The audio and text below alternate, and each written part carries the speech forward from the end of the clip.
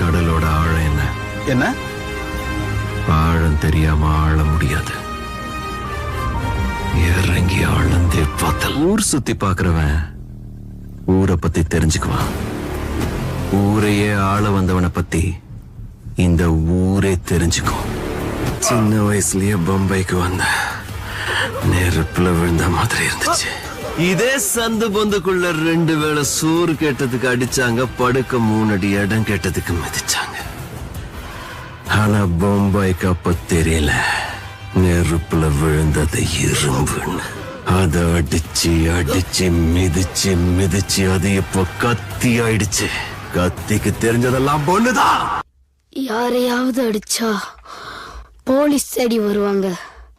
ஆனா போலீஸையே அடிச்சா